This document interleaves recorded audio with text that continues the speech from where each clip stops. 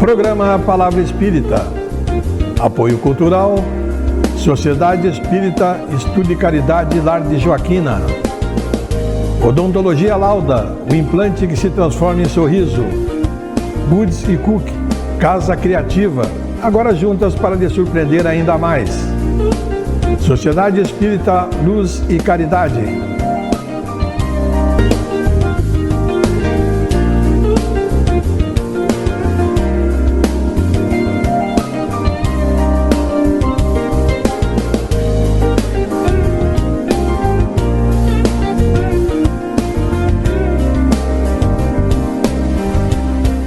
Estamos iniciando pela TV Santa Maria, canal 19 da NET, mais um programa Palavra Espírita. Agradecendo aos nossos apoiadores culturais, Sociedade Espírita Estudo e Caridade, Lar de Joaquina, Odontologia Lauda, o implante que se transforma em sorriso, Goods e Cook, Casa Criativa, agora juntas para lhe surpreender ainda mais, e o nosso novo apoiador cultural, Sociedade Espírita Luz e Caridade, situada na rua João Schwetz, 181, no bairro Rossato, aqui em Santa Maria. Pois hoje eu vou falar sobre religiões e os seus significados. Eu não precisaria dizer, pois quem tem olhos para ver percebe isso. O que percebe? Percebe que as religiões gradativamente vão perdendo o seu significado, para os quais elas originalmente foram criadas. Atualmente, ao invés de serem, agentes do verbo latino religare, que significa religar com Deus, as religiões, principalmente no aspecto moral e espiritual, visando esclarecer aos seus seguidores o papel e as razões e os porquês das razões de estarmos aqui neste mundo brutalmente heterogêneo. Acontece que cada umas mais, outras menos, é verdade, enveredaram, ou seja, partiram para um outro lado, o lado que objetiva o aspecto material do ser humano. Por tudo isso é que hoje em dia, as religiões mais dividem do que religam as pessoas com Deus.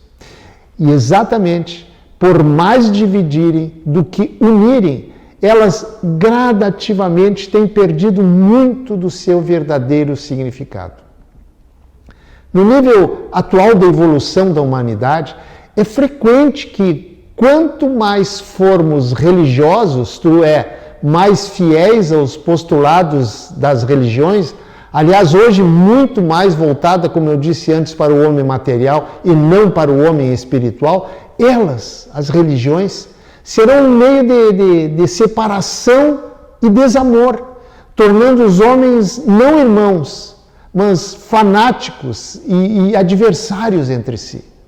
Quando, porém, com a mente arejada e desprovida de fanatismos, pararmos para pensar no papel das religiões no mundo, chegaremos à triste conclusão que elas se desvirtuaram do seu verdadeiro objetivo. Se é verdade, porém, que no princípio elas tiveram como objetivo, digamos assim, a salvação dos seus seguidores, não é menos verdade também que, em nome de Deus, muitas vidas foram ceifadas e ainda hoje o são, pelo simples fato de pessoas não concordarem com os preceitos por elas pregados. Ao longo dos anos, mais e mais correntes religiosas foram surgindo, todas propondo aos seus adeptos os mesmos objetivos. E tudo isso começou com o medo do sobrenatural, aliado à vontade de se explicar a vida, a morte e tudo que cercou o homem desde os seus primórdios. Isso levou esse mesmo homem a criar vários sistemas de crenças, cultos e cerimônias para que esses meios agradassem ao ente superior e garantisse a salvação. O grande problema é que os mitos, as superstições e os ritos que as sociedades criaram em torno desse Deus poderoso, irritadiço e até mesmo vingativo, até hoje permanece no imaginário de uma parcela significativa da população do planeta, principalmente no Oriente, mas muito ainda também no Ocidente. Ao longo dos séculos e por vários motivos, o homem não se preocupou em exercitar a sua capacidade de raciocinar logicamente sobre as verdades impostas pelos poderes das autoridades religiosas. Esclarecer o quem sou, de onde vim, para onde vou, além do esclarecimento da razão do porquê estarmos aqui neste mundo de dificuldades, na verdade, não interessava muito. E, ao que parece, continua ainda não interessando. Interessa, na verdade, muito mais, pelo menos isso é o que aparenta, manter o homem do século XXI como se vivesse ainda vivendo na Idade Média. Mas chegará um tempo que, infelizmente ainda, ao que parece, está muito longe, que ao preencher, digamos assim, algum formulário em que você pede nome, endereço, CPF, telefone, e-mail, WhatsApp, etc., não haverá o espaço mais para colocar o nome da religião que se professa, pois que isso não será importante e nem necessário. O importante, sim, não será ter religião, e sim religiosidade. Aliás, não se engane nem confundam uma coisa com a outra. Ter religião e ter religiosidade são duas coisas completamente distintas. Religião é algo criado pelos homens, em todas as suas regras e particularidades, de acordo com o entendimento dos seus criadores. Você quer um exemplo? Quando você pergunta se a instituição social ou educacional é judaica, espírita, evangélica ou católica, você está discutindo religião. Já religiosidade é algo completamente diferente e muito mais profundo, pois independe de rótulos, de crenças religiosas, hierarquias e de ações mecanizadas. Já religiosidade se revela dentro de nós mesmos, nas tarefas do dia a dia, nas pequenas ações, num abraço, na fraternidade, no desprendimento das coisas materiais e na compreensão do sofrimento do outro. Infelizmente, os líderes religiosos falharam e continuam falhando quando ensinam aos seus liderados, aos seus seguidores, aos seus fiéis, o apego às exterioridades da religião, como rituais, dízimos e verdades absolutas, impostas e obrigatórias que nada ajudam as pessoas a se tornarem melhores nos seus aspectos moral e espiritual. Muitas vezes, isto sim, transformando pessoas de boa fé em fanáticos religiosos, discriminadores de pessoas que professam outras crenças que não as suas. Porém, quando colocarmos a religiosidade acima dos rótulos das religiões, todas elas, quando alcançarmos esse patamar, daremos um passo gigantesco para nos tornarmos não seres que possuem uma religião, mas seres onde predomina o desejo e a vontade de ajudar. Por isso é que não podemos confundir religião com religiosidade. A religiosidade é o que nos aproxima de Deus, é o verdadeiro religare. Religiosidade é muito mais do que religião. Para termos religiosidade, não precisamos, em absoluto, termos religião. Aposto que tem muito ateu e muita ateia, que são aqueles que não acreditam em Deus, que tem muito mais religiosidade, que tem o coração mais generoso do que muitos assíduos frequentadores dos templos religiosos. Religião e religiosidade, como eu disse antes, uma coisa não tem nada a ver com a outra.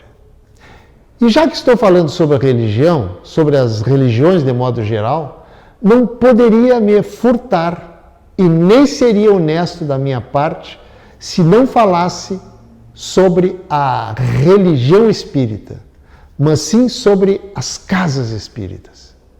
Percebo, até não raramente, eu diria, que com o intuito de manter a seriedade doutrinária do ambiente espírita, muitos dos seus dirigentes e trabalhadores se esquecem do bom humor, da simpatia e do calor humano, como se o modo, digamos, carrancudo de se mostrar seja sinônimo de seriedade, disciplina e respeito doutrinário, como se as atividades desenvolvidas pela casa solicitassem esse tipo de postura.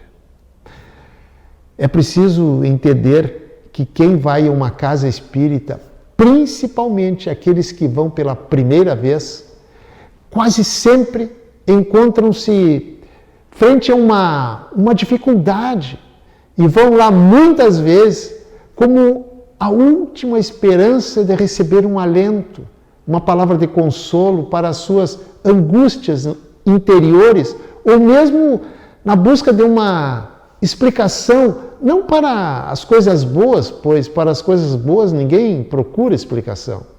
Elas vão lá, muitas vezes, porque realmente estão sofrendo. Mas mesmo que não tenha sido o sofrimento o motivo do comparecimento às casas espíritas, e sim o fato apenas de desejar conhecer a doutrina espírita, a responsabilidade de quem as recebe não diminui.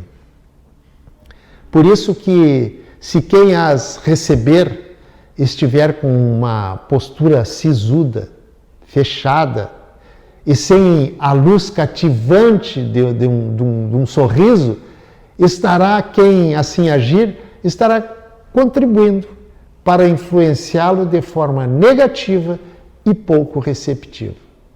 Por esse motivo, parto da teoria de que não podemos esquecer de que a melhor maneira de receber um visitante, ou mesmo aquelas pessoas que já são da casa, como se diz, é recebê-las sempre com um sorriso no rosto e com calor humano. Gente, não somos máquinas.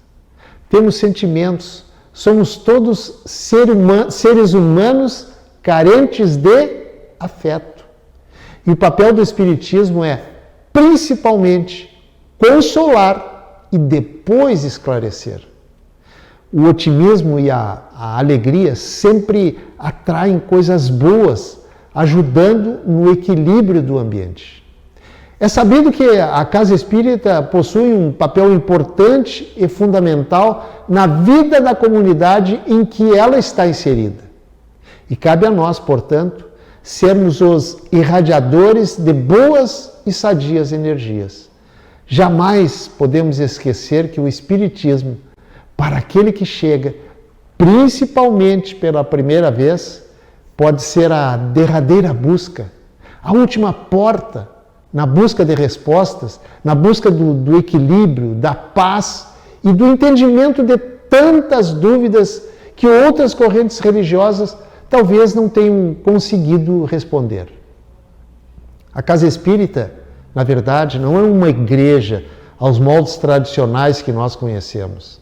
A casa espírita na verdade, um espaço de convivência fraterna à luz do Evangelho de Jesus.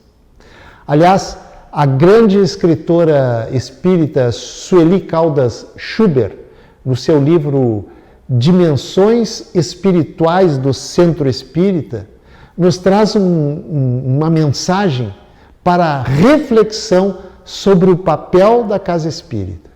Diz ela mais ou menos o seguinte: a casa espírita é templo, lar, hospital, oficina, escola, sendo essencialmente o ponto de encontro de almas que desejam respostas, que buscam a paz e que despertam para a necessidade de se renovarem interiormente sob as luzes do Consolador prometido por Jesus.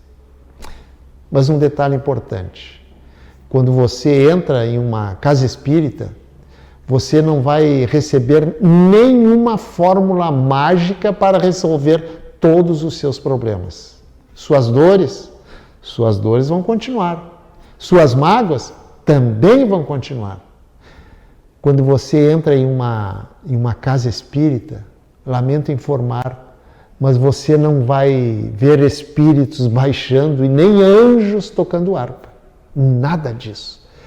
Você vai encontrar lá, ou seja, você não vai mudar a não ser se você, por sua livre e opção de escolha, queira mudar.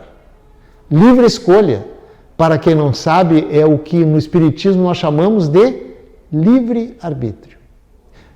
Mas só um detalhe muito importante. Não adianta mostrar melhora moral e espiritual somente dentro da casa espírita. Claro que não. Precisamos nos melhorar, principalmente fora de lá, no nosso dia a dia, no nosso cotidiano. Por isso, e já me encaminhando para o final, deixo uma pergunta para a sua reflexão. E a pergunta é a seguinte: será que estamos trabalhando em nós mesmos para sermos e nos comportarmos fora igual como somos e nos comportamos dentro do nosso templo religioso? Será? Pense nisso. Muito obrigado, um abraço e até o nosso próximo encontro. Tchau. Programa Palavra Espírita. Apoio Cultural, Sociedade Espírita Estudo e Caridade Lar de Joaquina. Odontologia Lauda, o implante que se transforma em sorriso. Goods e Cook, Casa Criativa, agora juntas para lhe surpreender ainda mais. Sociedade Espírita Luz e Caridade.